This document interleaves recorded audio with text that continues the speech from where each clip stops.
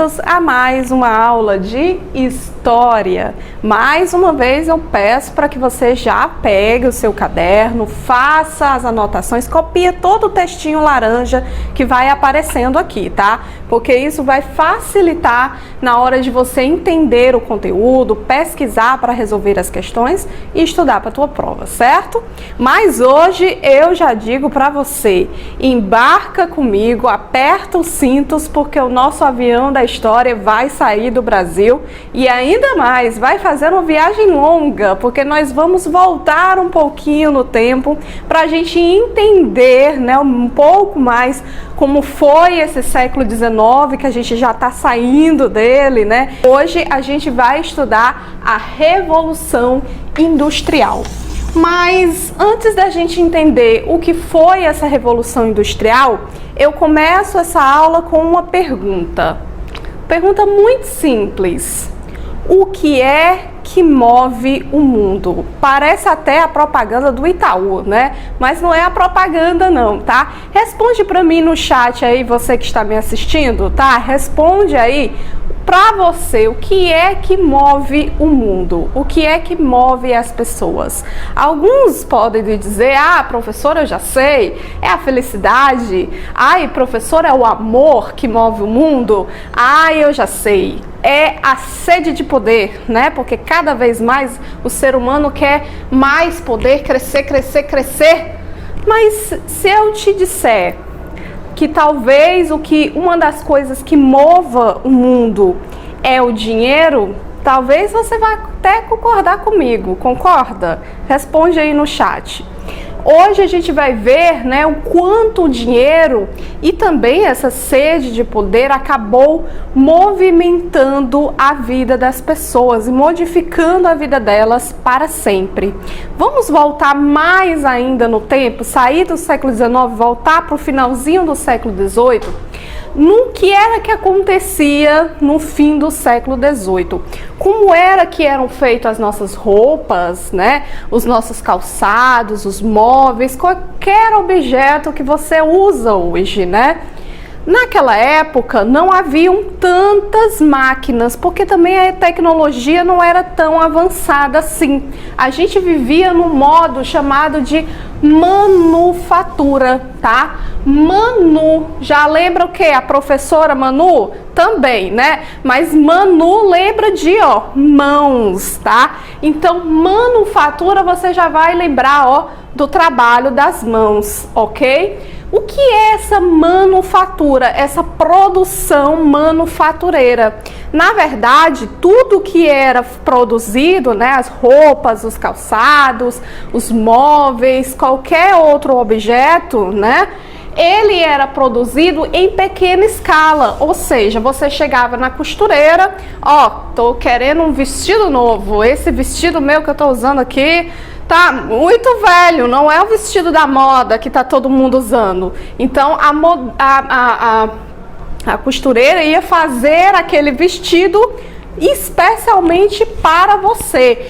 E ela não ia fazer 3, 4, 5 vestidos de uma vez, não. Como ela trabalhava com as mãos, às vezes com a ajuda de pequenas máquinas, claro que esse trabalho era muito mais lento, né? Ela ia produzir uma coisa por vez, é claro, ela só é uma, né? Talvez ela só tenha ali alguns ajudantes, ela trabalha na própria casa dela, com uma rocazinha pequenininha, uma máquina de costurar que nem era elétrica, né? Porque, né, não existia eletricidade naquela época, né, professor? Então, era um trabalho feito à mão, por isso que é manufatura, tá? Com auxílio dessas pequenas máquinas, geralmente eram pessoas que trabalhavam juntas num lugar pequenininho, ali no cômodo da casa, e produziam uma coisa por vez. E aí entra a história do dinheiro, que eu te disse, né, que move o mundo.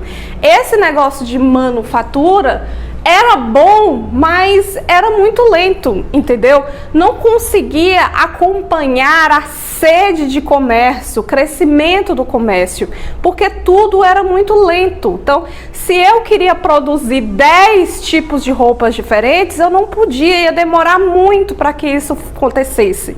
Eu queria vender 50 vestidos nessa semana. Será que eu consigo produzir 50 vestidos para vender tudo numa semana só, nesse formato de manufatura? Não consigo. Para produzir 50 vestidos, talvez eu leve o ano quase todo. Então, esse processo de lentidão, né, e a sede pelo comércio, porque cada vez mais as pessoas queriam comprar e muito mais gente queria vender, né, para ganhar mais dinheiro, essa sede de dinheiro motivou que muitos desses comerciantes, né, procurassem estudar alguma forma de aumentar a produção, né? Tanto de roupas, quanto de alimentos, quanto de móveis, tá? E isso precisa da tecnologia. Então eles começaram a pagar pessoas que pudessem, ó, lá botar o tic-tac para bater.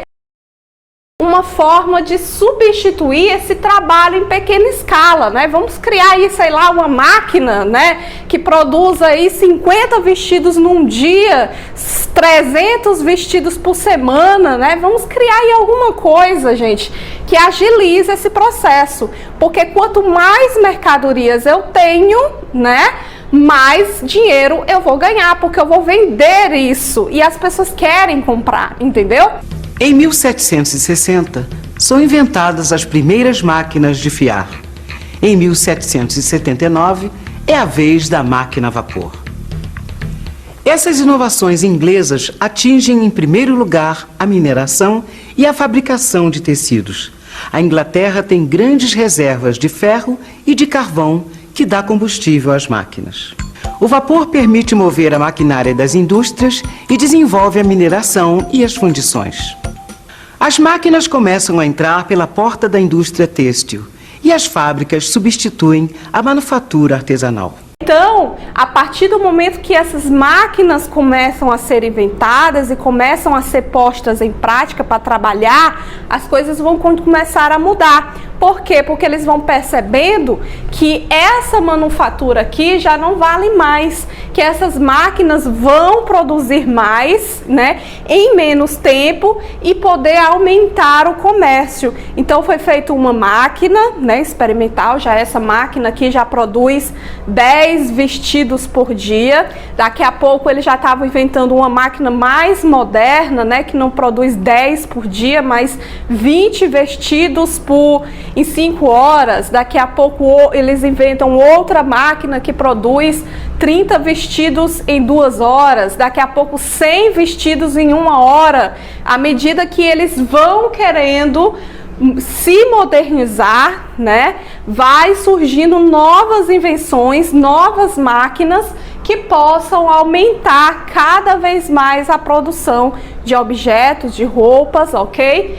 E quando isso acontece, né, quando começa a haver a adoção dessas máquinas, dizemos que nós passamos da manufatura para a maquinofatura, porque se mano lembra mão, máquino, você já sabe que vem de máquina, né? Então há a mudança desse sistema de produção, de manufatura para maquinofatura, tá? Que os produtos eram agora produzidos em grande escala e em menos tempo. Quanto mais mercadorias eu tenho, mais eu vou poder vender e ganhar mais dinheiro, tá? Então, aos poucos, essas máquinas foram dominando, né? Dominando o modo de produção e passou a fazer parte da vida das pessoas. A chegada das máquinas na indústria mudou a sociedade e o mundo e ficou conhecida como Revolução Industrial.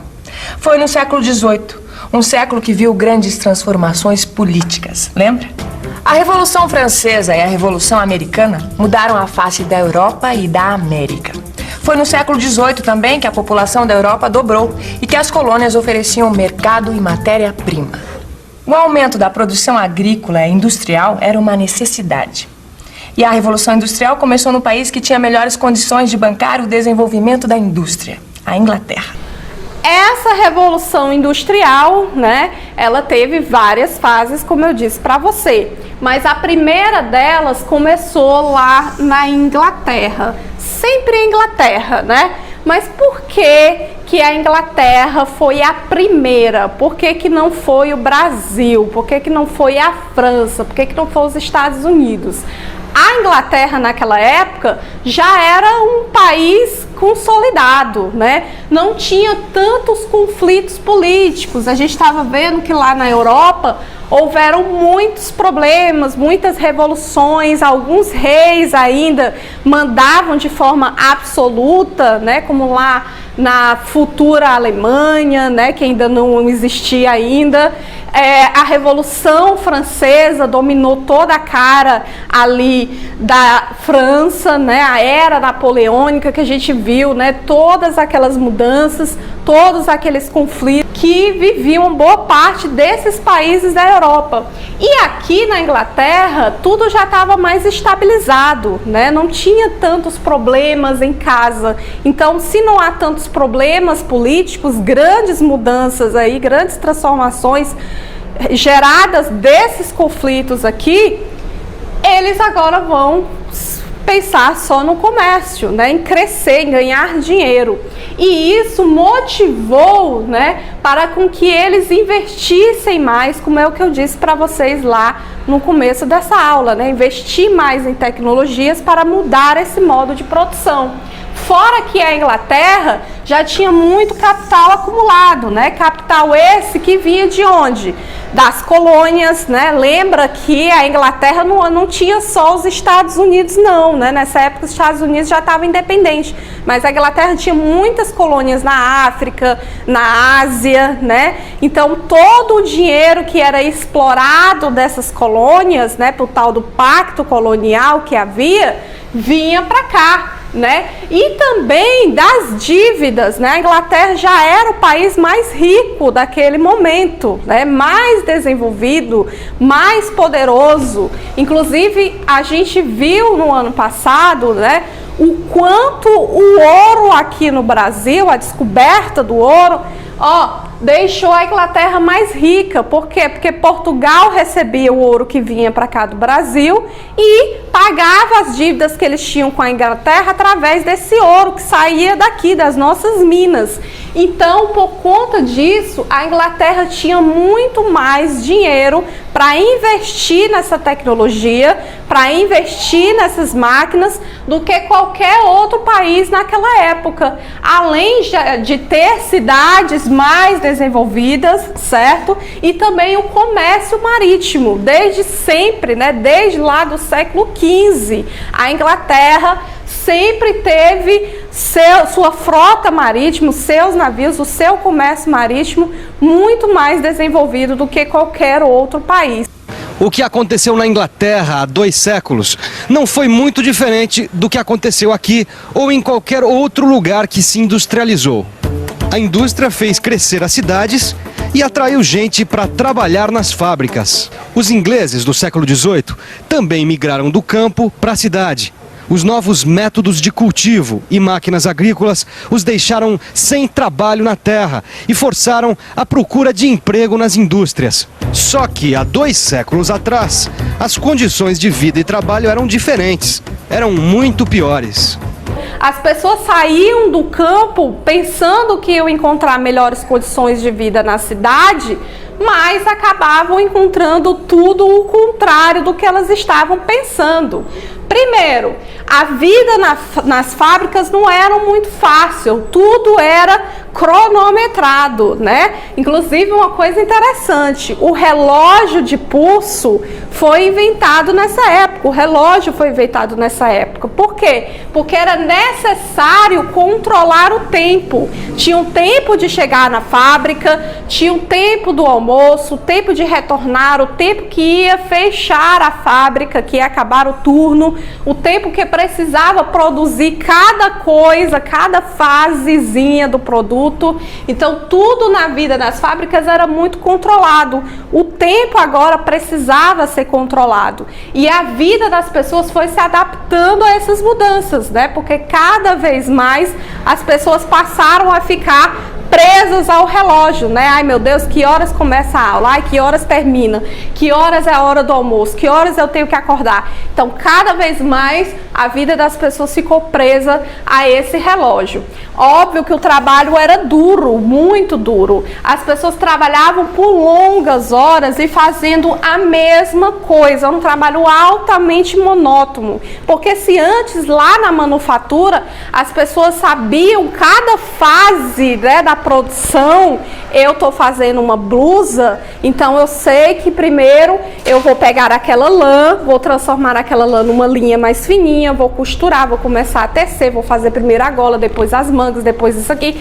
Então ela participava de todas as fases de produção, né? E aqui nas fábricas não. Precisava cada pessoa ficar dividida em cada fase. E isso era muito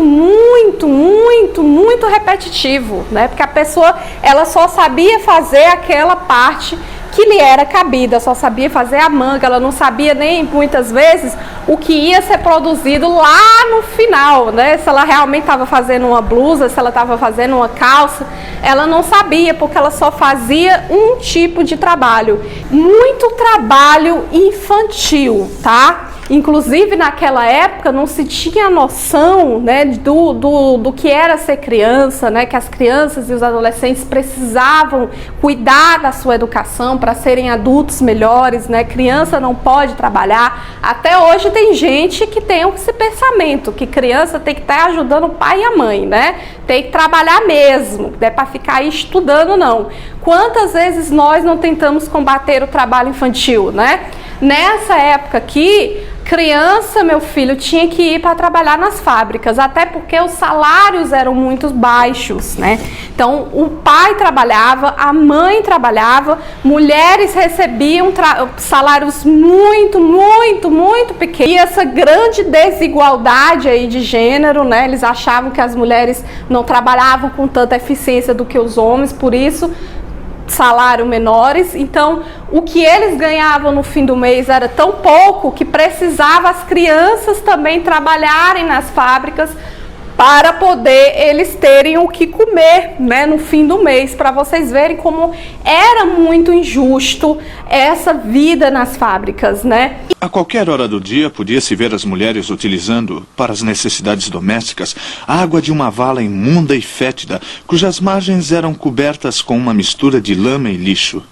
A vida do trabalhador inglês, incluindo mulheres e crianças, era uma luta miserável pela sobrevivência, tendo dois inimigos, o empregador e a máquina. Sim, senhor. Comecei a trabalhar na tecelagem quando tinha 7 anos. Meu horário de trabalho é das 5 da manhã até as 8 da noite. É comum as mulheres largarem a carga e caírem da escada. A verdade era que o novo poderio econômico inglês e a supremacia no comércio mundial sustentavam-se na exploração da mão de obra, em moradias subhumanas e na imensa miséria do proletariado. E essa revolução industrial aqui, como eu disse para vocês, ela deu início lá no fim do século XVIII, mas ela só ganhou aí grande espaço, ela só engrandeceu lá no século XIX, ou seja, depois de 50, de 60 anos depois, para vocês verem como essas mudanças elas ocorrem devagarzinho, né, com o passar dos anos.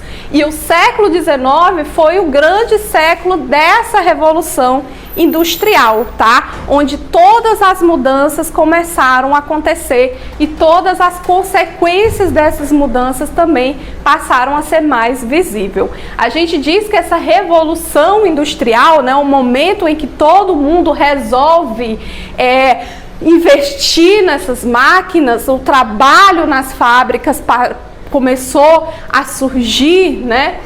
em várias fases, né? Teve vários momentos aqui, né? Porque cada vez mais que o tempo passava, mais essas máquinas iam evoluindo, novas tecnologias iam surgindo, né? Durante o século XIX, houveram duas fases aqui dessa revolução industrial que a gente vai estudar hoje, né? Dizem que nós estamos numa terceira, numa quarta revolução industrial, onde hoje tudo é mais tecnológico, né? A era da internet, a era do digital, né? Então essa revolução industrial, ela não ficou parada no tempo, né? Até hoje a gente ainda está evoluindo cada vez mais no nosso modo de produção. Então muitas pessoas agora, né, deixaram o campo e passaram a viver em cidades, certo? Então a partir desse momento a vida das pessoas ia modificando. Também, né, essas pessoas que iam para a cidade, elas também tinham que se acostumar com o modo de vida de lá, né? Iam morar em casas muito apertadas, em pequenos apartamentos, né? Se antes elas tinham uma vida muito cômoda no campo, né? Com grande espaço, agora não, agora elas tinham que dividir um quarto para a família toda, eram as condições de vida mais precárias possíveis. Mas a grande mudança é que as cidades passaram a crescer mais, né? As fábricas ganharam grande espaço. Também, obviamente, o aumento do capitalismo, né? Porque agora as pessoas só visavam isso, comprar mais, e para que as pessoas comprassem mais, precisava ser produzido mais, né? Quanto mais dinheiro eu tenho, melhor. Então isso deu um grande up aqui nesse capitalismo. Então, quais foram os resultados da Revolução Industrial? Foram desenvolvidas muitas tecnologias, como as locomotivas e as estradas de ferro, que logo se espalharam por toda a Inglaterra, facilitando o transporte das mercadorias. Nessa fase também foi desenvolvido o telégrafo, um dos principais meios de comunicação quase instantânea.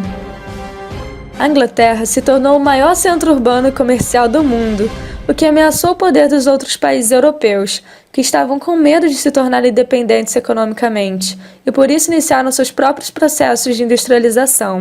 Para fomentarem ainda mais essas atividades, precisavam de matéria-prima e de maior mercado consumidor, o que fez eles buscarem por colônias de exploração na África e na Ásia.